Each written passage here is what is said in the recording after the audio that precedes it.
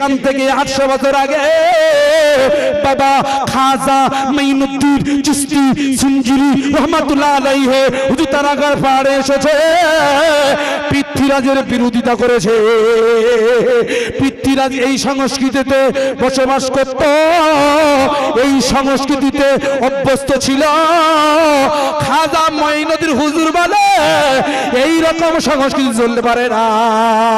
আমি খাজা গরিব, আমার সংস্কৃতি হলো আমার আল্লাহর সংস্কৃতি, আল্লাহর সংস্কৃতি আমার নবীর সংস্কৃতি, আর নবীর সংস্কৃতি আল কুরআন শরীফ।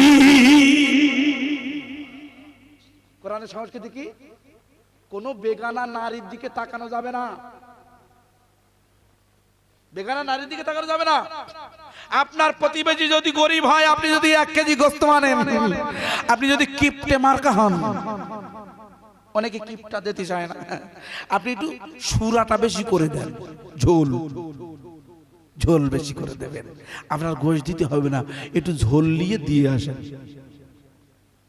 এটা ইসলামিক সংস্কৃতি গো। কোন বিধর্মী যদি রোগগ্রস্ত হয়ে যায়, আপনার চরম দুশমন হলেও আপনি থেকে দেখতে যাবেন, খালি হাতে না, ইটিন্ডের বাজার থেকে ফল নেবেন। কি নেবেন? ফল নেবেন। হুজুর হিন্দুর বাড়ি যাব, খ্রিস্টানের বাড়ি যাব, হ্যাঁ আপনি যাবেন, আপনি ফল নিয়ে দেখবেন। আল্লাহ রাসূল গিয়েছেন, পকেটে খুরমা খেজুর নিয়ে গেছেন। আল্লাহ নবী পকেটে করে খুরমা খেজুর, ফজরের নামাজ পড়ে উনি তুরান গতিতে চলে গেছেন। সাহাবারা বলছে আল্লাহ নবী কোথায় যায় দেখি তো। গিয়ে দেখছেন একটা রোগগ্রস্ত মানুষের বাড়িতে গিয়ে হুজুর আমার তাকে খুরমার রস খাওয়াচ্ছেন। কি করে? হুজুর আমার নিজে চিবিয়ে চিবিয়ে রস তৈরি করে গালে দিচ্ছেন, মুমূর্ষু ব্যক্তিকে দিচ্ছেন। এটি হলো ইসলামিক সংস্কৃতি। বলুন সুবহানাল্লাহ।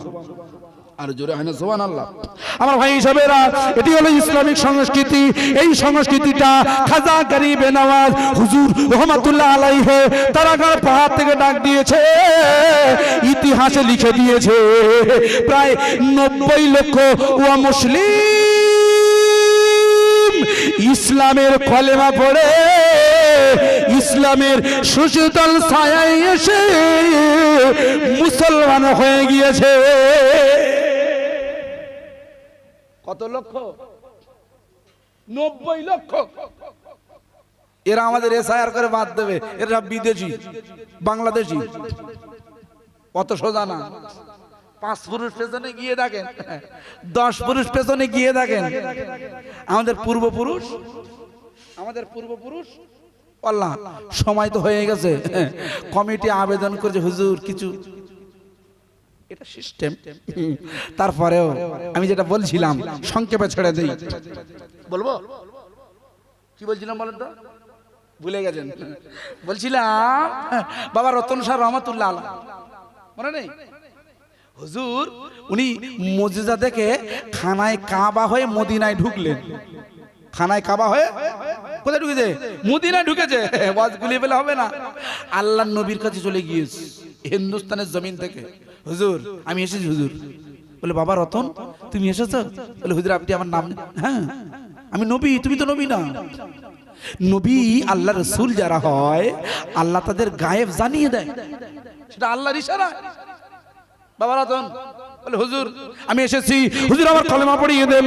আল্লাহ নবী বলেন লা ইলাহা ইল্লাল্লাহু মুহাম্মাদুর রাসূলুল্লাহ পড়ে নাও মুসলমান হয়ে যাও। আল্লাহ নবী মুসলমান বানিয়ে আমার একটি দোয়া দিয়েছে, ও বাবা রতন আল্লাহ জানো তোমার হায়াত বাড়িয়ে দেয়। এমন হায়াত বাড়িয়েছে হিন্দুস্তানের জমিনে গিয়ে দেখে পাঞ্জাবে আল্লাহ পাক 700 বছর বাঁচিয়ে 1234 সালে মৃত্যুবরণ করেছে। বলছে নবীদের দোয়া কবুল হয় না। দেখে আসেন জলজান্ত প্রমাণ। আমার ভাই সাহেব, নবীর দোয়া কবুল হয় না? হয় না। আল্লাহর নবী এই মেহফিলে আসতে পারে না। কিছুদিন আগে একটা বিতর্কিত হয়েছিল না, নবী নাকি আসতে পারে না। হ্যাঁ তারাই এখন বিপদে। যারা নবীর বিরোধ তারা কিন্তু বাবরির বিরোধ। খেয়াল করুন, দেখুন একটা সময় এরাই বলেছিল, এরাই বলছে খেয়ে দে কাজ নেই, নবী ফুরফুরায়। বলেছি না বলেনি? জ্যান্ত শয়তান। এরা কি জ্যান্ত? লিখে নেন, প্রমাণ দিয়ে কথা বলি, আমি গালগপ্প করছি না। এরাই বলেছিল নবী ফুরফুরে আসতে পারে না, নবী বসে আসতে পারে না। এরাই এখন বলছে ভারতবর্ষের জমিনে বাবরির প্রয়োজন নেই। মিলিয়ে নেন, মিলিয়ে নেন। শুধু মাথায় টুপি দিলে আর মুখে দাড়ি রাখলে হাজির হওয়ার ফলে আলেম হওয়া যায় না। তারা প্রত্যেকটা ইসলামিক কাজে বিরোধ করবে, বিরোধিতা করবে। মুসলমানদের ঐতিহ্য লড়াই, স্কুল করলে ভালো হতো, তখন মুন্ডু করলে হতো। আমার ভাই সাহেবেরা, আমি যেটি আপনাকে বলতে চাইছি, খাজা গরিবে নওয়াজ নাই, বাবা রতন শাহ রহমাতুল্লাহ আলাইহি আল্লাহর নবীর দোয়া ঈমানে নে, উনি মুসলমান হয়ে প্রতিজ্ঞা করেছিলেন, প্রতিজ্ঞা, আমি যতদিন পৃথিবীতে বেঁচে থাকবো। উনি তো জ্ঞানী, অত্যন্ত জ্ঞানী ছিলেন। হ্যাঁ, কিরকম জ্ঞানী? উনি হিন্দু ধর্মের পণ্ডিত ছিলেন, উনি শিখ ধর্মের পণ্ডিত ছিলেন। ওনার মাজার শরীফের পাশে গুরুদুয়ারা আছে, গুরুদুয়ারা, গুরুদুয়ারা। শিখ ভাইরা আসে হুজুরের দরবারে। সুতরাং যারা জ্ঞানী, গুণী, বিচক্ষণ, এরা রসুলের দিওয়ানা হয়। তোমার মতন ভণ্ড মার্কা আলেম, তোমার মতন জারজ মার্কা আলেম রসুলের দিওয়ানা হতে পারে না। তো যাদের জন্মের সমস্যা থাকবে, খুব ভালো বাংলায় বলছি আমি, যাদের জন্মের সমস্যা থাকবে তারা মসজিদের বিরোধিতা করবে, ঠিক না বেটি? হ্যাঁ, আল্লাহ কোরআন বলছে ইন্নামা ইয়ামুরু মাসাজিদ আল্লাহ, মসজিদ নির্মাণ করো তুমি ঈমানে না, ঠিক না বেটি? মসজিদ নির্মাণ করো। আর আমরা কি নির্মাণ করব? মানুষের কলিজায় ঈমান নির্মাণ করব। আর ঈমান নির্মাণ করতে গেলে এ মেহফিলের প্রয়োজন আছে না নেই? একদল বলে কেন মেহফিলটা কি হবে, এখন মোবাইলই শুনবো, বলছে না, বলে না মেহফিলের প্রয়োজন আছে। আপনার জুলফিকার আজিজের আগে দেখেনি, গত বছর আসার কথা ছিল, কোন এক মিস্টেক কারণে আসা হয়নি, আর দেখা সাক্ষাৎ হয়নি। এবছরে দেখা হয়ে গেছে, আপনি দেখলেন, আমিও আপনাদের দেখলাম। আপনারা আমার জন্য দোয়া করবেন, আমিও আপনাদের জন্য দোয়া করব। এটাই তো ভ্রাতৃত্ব, এটাই তো বন্ধুত্ব, তা কি ভাই? যদি বলেন ফোনে দেখবো, হবে না। মেহফিলের প্রয়োজন আছে। আর মেহফিল চললে আমাদের তার 1,10,000 দেয়, দেয় সবাই দেয়, বলেন আপনারা বলেন। মুসলমানদের কোনো ভিক নেই, তোরা শুধু তেজপাতা চুষবো ফেলবো, এটা তো নিয়ম। ভোটের সময় ভোট দিবি আর ওদিকে খাল পাড়ে থাকবি। এই জন্য আমাদের কেউ নেই আল্লাহ ছাড়া। আল্লাহ আমাদের হেফাজত করবে, বলুন আল্লাহ আমিন, বলুন আল্লাহ আমিন। স্রষ্টা যিনি তিনি কেমন চিন্তা করুনা, ওই স্রষ্টারি শ্রেষ্ঠ সৃষ্টি নূরে নবী মুহাম্মদ, দরুদ খানা পৌঁছে দিও, দিও নবীর শাফায়াত। আল্লাহ মোহাম্মদে বলে আরেকটু দেন, আরেকটু দেন, একটু একটু ভাসিয়ে দেন হালকা। ওয়ালা আলে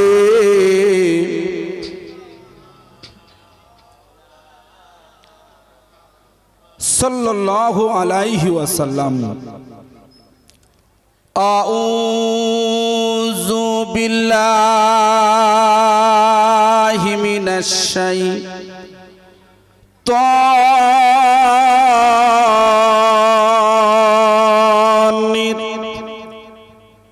রাজীম।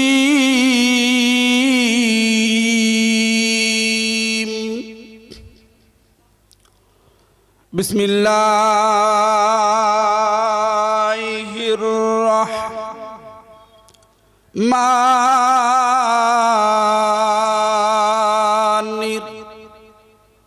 রহিম।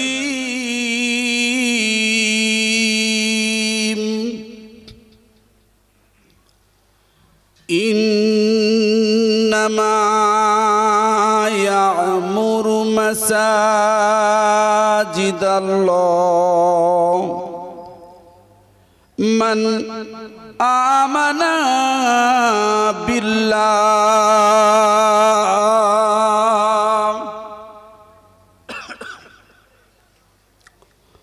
وقال النبي كريم صلى الله عليه وسلم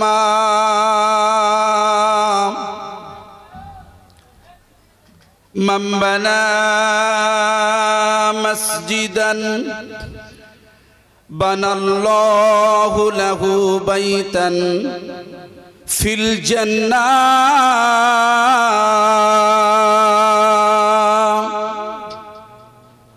إن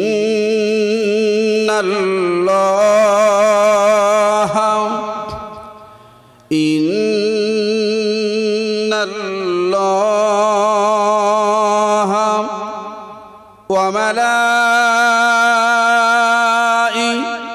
وملائكته يصلون على النبي يا أيها الذين آمنوا صلوا عليه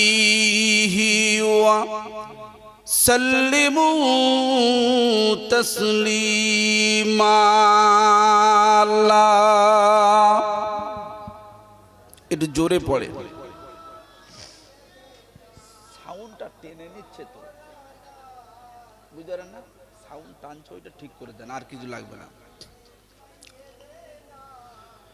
মাওলানা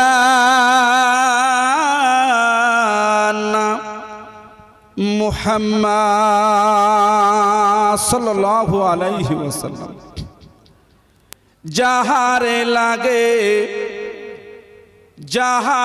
লাগে কান্দে রে মন তিনি মদিনায়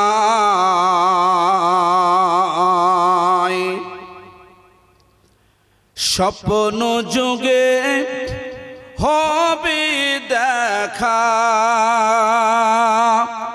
হলে দিওয়ানা বলুন সুবহানাল্লাহ রাসূলুল্লাহ দিওয়ানা হলে আল্লাহ রাসূল বলেছেন মান রাআনি ফাকাদ রাআল হক যারা রাসূলের দিওয়ানা হয়ে যায় আমি রাসূলুল্লাহ বলছি আমি তাদের স্বপ্নের মাধ্যমে দিদার ঘটিয়ে দিই বলুন সুবহানাল্লাহ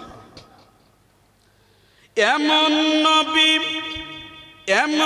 নবী দুনিয়াতে এমন নবী দুনিয়াতে হইনি হবেও না তুলনা তো দূরের কথা সয়া মেলে না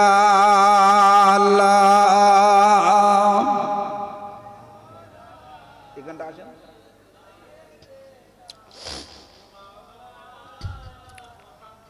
ওয়ালা আলে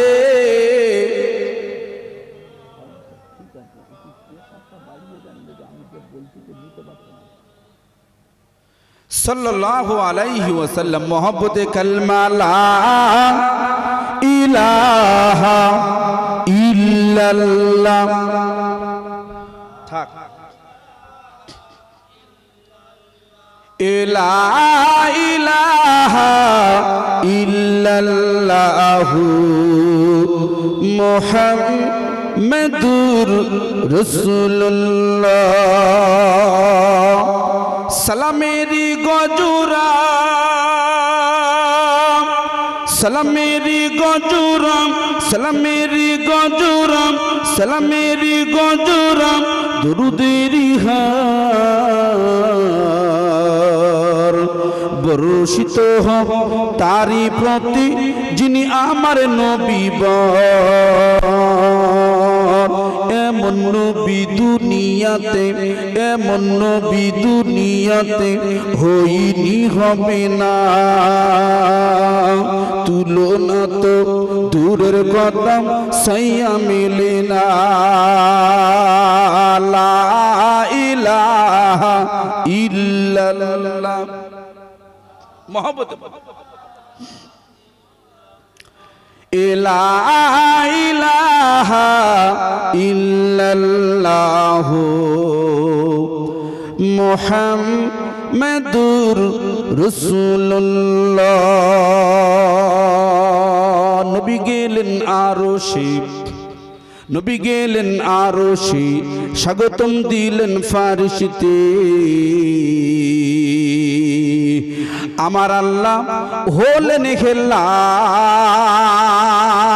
সালামের বাহার। নবী গেলেন আরশে, নবী গেলেন আরশে, স্বাগতম দিলেন ফারিশতে। আমার আল্লাহ হলেন খেলা সালামের বাহার। প্রেম নিবেদন করছি মোরা, প্রেম নিবেদন করছি মোরা, উম্মা কান্দে যারে যার। দাও দেখা দাও একবারই নবীজির দিদার। লা ইলাহা মোহাম্মদ লা ইলাহা ইল্লাল্লাহু মুহাম্মাদুর রাসূলুল্লাহ সাল্লাল্লাহু আলাইহি ওয়াসাল্লাম। সম্মানিত আজকের মাহফিলের সুযোগ্য সভাপতি সাহেব, দিগার উলামা হাজরাত, আরো সম্মানিত বসিরহাট থানার অন্তর্গত পানিতর গ্রামের খুবই নামি দামি দিন দরদি,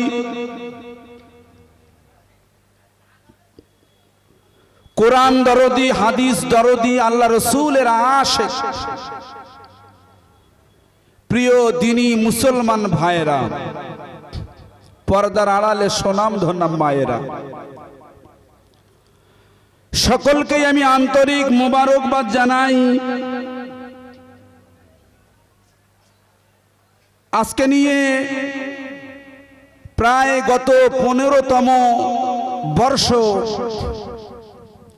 মেহফিলে ইন্তেজামের খুবই সুন্দর ব্যবস্থাপনায় আমাদের লোডিং আনলোডিং কমিটির ভাইয়েরা, সদস্যবৃন্দরা দিনের বাণী ভারতের মাটিতে ছড়িয়ে দেওয়ার জন্যে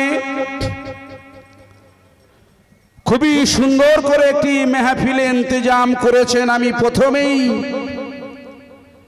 আমার আব্দুল আজিজ ভাই থেকে শুরু করে কমিটি ভাইদেরকে আমি ধন্যবাদ জানাবো। সেই সাথে সাথে মহান রব্বুল আলামিনের দরবারে আমরা সকলেই প্রাণ উজাড় করা ভালোবাসা নিয়ে শুকরিয়া জ্ঞাপন করে নেব, যিনি এই ভারতবর্ষের মাটিতে মুসলমান ইমানদারদের ইমানের হেফাজতের দায়িত্ব নিয়ে আজ পর্যন্ত মাথায় টুপি দিয়ে সুন্দর মাজমাইতে বসে বসে আল্লাহর কুরআন শোনা তৌফিক দিয়েছেন। এই জন্যে আমরা সর্বপ্রথম মহান রব্বুল আলামিনের দরবারে শুকর করে নিই, বলি আলহামদুলিল্লাহ। আল্লাহ পাকের উপরে কোনো রাগ টাগ আছে নাকি আমাদের? তাহলে আল্লাহর নাম আমরা নিচ্ছি, আমার ভাই সব একটু খুশি মনে নেন, আলহামদুলিল্লাহ। আল্লাহর উপরে রাগ করলেও কি না করলেও কি, আল্লাহর কোনো যায় আসে না। আমরা বান্দা তার গোলাম। বিশ্বনবী নূর নবী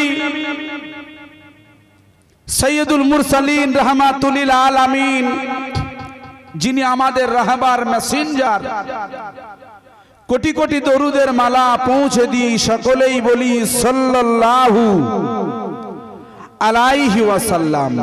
প্রিয় ভাই সব, সাম্প্রতিক কালে বর্তমানে ভারতবর্ষ সহ গোটা পৃথিবী জুড়ে একটি বিষয়ে আলোকপাত চলছে, আলোকপাত। আমরা সকলেই কম বেশি জানি, যেহেতু আমরা জ্ঞানী গণিত, এই জন্যে প্রত্যেকের নলেজ আছে, যেটা আপনাদের জানা নেই ইনশাল্লাহ। আমি চেষ্টা রাখছি সে বিষয়ে আপনাদের কিছু নসিহাত একেবারে সম্পূর্ণ রূপে কিসের এটা দান করেছেন, আলহামদুলিল্লাহ। প্রিয় ভাই সব, আমরা যারা এখানে বসে আছি, আমরা সবাই মোমেন, মুসলমান। আল্লাহ পাক রব্বুল আলামিন পবিত্রতম আল কুরআন শরীফের ভিতরে সূরা তাওবাটা খুলবে, সূরা তাওবা। কোন সূরা? সূরা তাওবা, যে সূরার প্রথমে বিসমিল্লাহ নেই। সূরা তাওবার শুরুতে বিসমিল্লাহ আল্লাহ বলেননি, কিন্তু 18 নম্বর আয়াতের প্রথম অংশ খেয়াল করলে দেখতে পাবেন আল্লাহ বলছেন বিসমিল্লাহির রহমানির রহিম, ইন্নামা ইয়া'মুরু মাসাজিদাল্লাহি মান আমানা বিল্লাহ। এটি হলো কুরআনের আয়াত। খুব ভালো করে শুনবেন দোস্ত, যেহেতু রাতের গভীরে শয়তান এই সময় মানুষকে ওয়াসওয়াসা দেয়, ওয়াসওয়াসা, মানুষকে ওয়াজ নসিহত শুধু ডিস্টার্ব করে দেয়, ঘুম পাড়িয়ে দেওয়ার চেষ্টা হাওয়া করে। ওটা গরমকালে, এখন গরম দেয়। প্রিয় ভাই সব, খুব ভালো করে মনে করে দেখুন, কুরআন শরীফের 18 নম্বর আয়াতে সূরা তাওবায় আল্লাহ বলছেন তারাই মসজিদ আবাদ করবে, মসজিদ গড়বে, তৈরি করবে। ভালো করে শুনুন, তারাই মসজিদ আবাদ করে নেবে যারা কিনা মান আমানা বিল্লাহ, তারা যারা আল্লাহর উপরে ঈমান এনেছে। সুতরাং যারা ঈমান আনবে তারাই মসজিদটাকে আবাদ করবে, তারাই মসজিদটা গড়বে, মসজিদ। তাই ভারতবর্ষের তিনি মুসলমান ভাইয়ের আমরা ঈমান এনেছি বলে এই ভারতের মাটিতে দ্বিতীয়বারের জন্য মসজিদ তৈরি করতে আমরা এখান থেকে উদ্বুদ্ধ হয়ে মুর্শিদাবাদের জমিনে পৌঁছে গেছি। একটু আওয়াজ দিয়ে বলবেন সুবহানাল্লাহ। বুঝতে পারেননি? আপনি ঈমানদার, আপনার প্রথম কাজ হলো আপনাকে মসজিদ নির্মাণ করতে হবে। মসজিদ, আল্লাহ রাসূল বলেছেন মান বানা মসজিদান লিল্লাহ বানাল্লাহু লাহু বাইতান ফিল জান্নাহ। আল্লাহ রাসূল বলেছেন পৃথিবীর জমিনে যে ব্যক্তি একটি মসজিদ নির্মাণ করে ওই ব্যক্তির জন্য, বুখারীর হাদিস, আল্লাহ পাক নিজে তার জন্য জান্নাতের ভিতরে একটি ঘর নির্মাণ তৈরি করে দেন। জোরে বলবেন না? জান্নাতে আমরা সবাই যেতে চাই তো। আমাদের মনের ভিতরে আকাঙ্ক্ষা একটাই, সেটি হলো আমরা জান্নাতে যাব। আল্লাহ যে কোনো কৌশলে আল্লাহ আমাদের জান্নাতে নিয়ে যান, আল্লাহ যেন কবুল করে নেন। সকলেই বলুন আল্লাহুম্মা আমিন। কিন্তু বর্তমানে ভারতবর্ষের জমিন, আমি এই কোরআনের আয়াতকে কেন্দ্র করে আপনাকে মগজে ঢোকানোর চেষ্টা করছি। তাহলে হেডলাইন আপনি জানলেন, একজন ইমানদার তার দায়িত্ব হলো মসজিদ নির্মাণ করা। শুধু মসজিদ নির্মাণ করলে হবে না, ওই জায়গায় আপনাকে 5 ওয়াক্ত নামাজে দাঁড়িয়ে যেতে হবে, নামাজের তালিম দিতে হবে। শুধু তাই নয়, একজন ইমানদার হয়ে আর একজন ইমানদার সহ বিধর্মীদেরকেও সুযোগ সুবিধা দেওয়ার সাথে সাথে সাথে সাথে এই ভারতের মাটিতে আপনাকে সম্প্রীতির জন্য লড়াই চালিয়ে যেতে হবে। লড়াই, একটা শ্রেণীর উগ্ররা, এরা ভারতীয় হিন্দু মুসলিমের ভিতরে ভ্রাতৃত্ব নষ্ট করতে, সম্প্রীতি নষ্ট করতে গিয়ে ওরা উঠে পড়ে লেগেছে। কি করছে? কেউ কেউ বলছে বাবরিতে আশ্চর্য দুঃখ লাগে, তাদের মনোভিত্তি, তাদের চেতনা, তাদের চিন্তা এত নিম্ন জাতের, আমার মাথায় কাজ করে না। আজ পর্যন্ত পৃথিবীর কোন ইমানদার, আজ পর্যন্ত পৃথিবীর কোন মুমিন মুসলমান কোন ধর্মালয় ধর্মস্থান সম্পর্কে এরকম বিদ্রুপ মনোভাব ঘটায়নি। কিন্তু ভারতবর্ষের জমিনে বাবরি সম্পর্কে তারা বলছে মসজিদ নির্মাণ করবে, আমরা গিয়ে সেখানে পটি পায়খানা করব। চিল্লে বলুন নাউজুবিল্লাহ। জোরে বলবেন না নাউজুবিল্লাহ? বলেছে না বলেনি? আমাদের কোনো প্রতিবাদ নেই। প্রতিবাদ করব কি করে? আমরা ভাই ভাই মিল নেই, ঠিক না বেঠিক? আলেমে আলেমে মিল নেই। আপনি বুঝতে পারছেন না বর্তমানে মুসলমানে এত মার খায় কেন? নরেন্দ্র মোদীর জন্য, যোগী আদিত্যনাথের জন্য। কে বলেছে আপনাকে? ওদের জন্য আমরা মার খাই না, আমরা আমাদের জন্য মার খাই। আমার ভাই হিসেবেরা খুব ভালো করে বুঝবে, আমাদের যতদিন না ঐক্য আসবে, ঐক্য একতা, ততদিন আমরা মার খেয়ে যাবো। সে প্যালেস্টাইন থেকে শুরু করে, ভারত থেকে শুরু করে বাংলাদেশ সহ গোটা পৃথিবী জুড়ে আমরা মার খেতেই থাকব। তাই আমার স্লোগান হলো, পৃথিবীর জমিনে সমস্ত টুপিওয়ালা দাড়িওয়ালারা একই কাতারে চলে আসুন, একই কাতারে, একই কাতারে সারিবদ্ধ হয়ে গেলে পৃথিবীর কোন শক্তি, পৃথিবীর কোন মোদী মুসলমানদেরকে একটি পশমের ক্ষতি করতে পারে না। যেটা হয় না সুবহানাল্লাহ।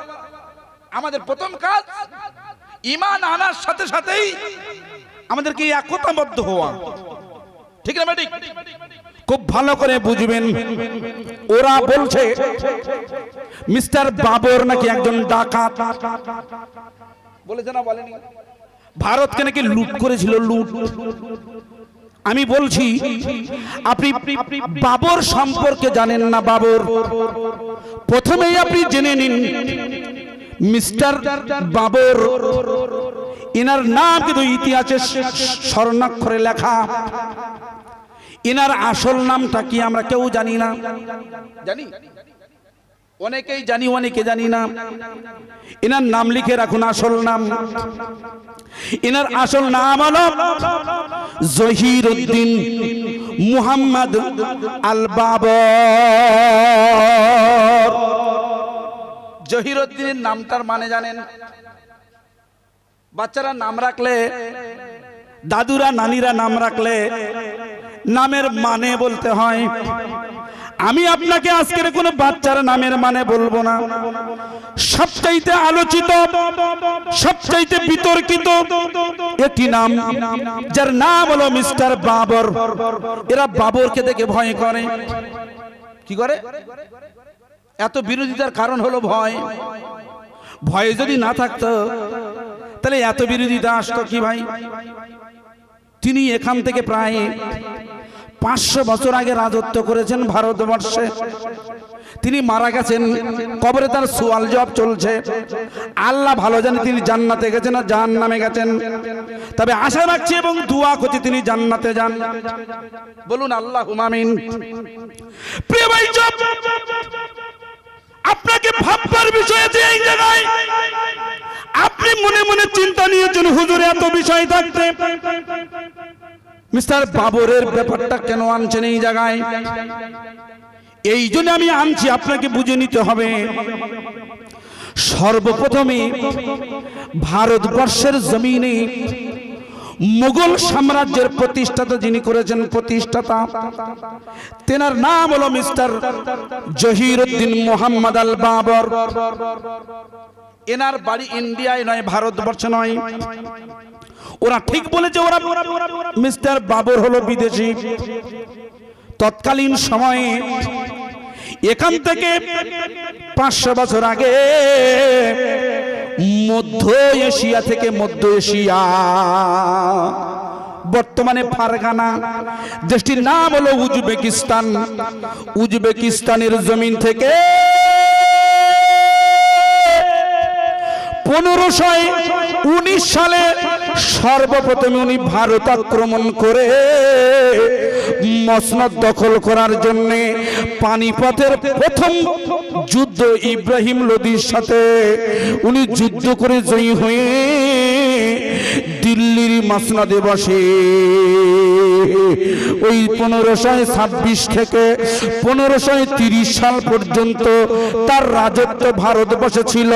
ঠিক তার 2 বছর মানে 26-এর 2 বছর পরে 1528 সালে ওনার আদেশে ওনার সেনাপতি তার নেতৃত্বে একটি মসজিদ নির্মাণ হয়। মসজিদ, ওই মসজিদের নাম হলো মসজিদে বাবর। এইবারে আসি আপনার কাছে, জহিরুদ্দিন মোহাম্মদ আল বাবর মানে কি? জহির উদ্দিন, জহির মানে প্রকাশ, দিন মানে হলো ধর্ম। দিন মানে ধর্ম, দিন মানে ধর্ম, জহির মানে প্রকাশ, মানে দিনটাকে, ধর্মটাকে প্রকাশ করা। কার নামে? মুহাম্মদ আল বাবর। বাবর কোনো আরবি ভাষা নয়, বাবর হলো একটি ফার্সি ভাষা, ফার্সি, যার অর্থ হলো সিংহ অথবা টাইগার। এত ভয় কেন? এই জন্য এত ভয়। বাবর মানে হলো বাঘ। মানে কি? বাঘ বা সিংহ। এটি ফার্সি ভাষা। কবে তিনি মারা গেছেন তার নাম শুনলে আজ পর্যন্ত কিছু কিছু কিছু কিছু উগ্ররা এরা এরা পেশাব করে দেয়। বড় আশ্চর্য লাগে। ভারতবর্ষের সংবিধান মেনে আমরা মেনে নিয়েছিলাম, ভারতের ইমানদাররা।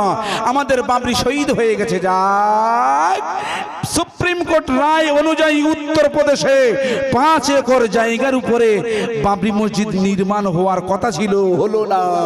কিন্তু পশ্চিমবঙ্গ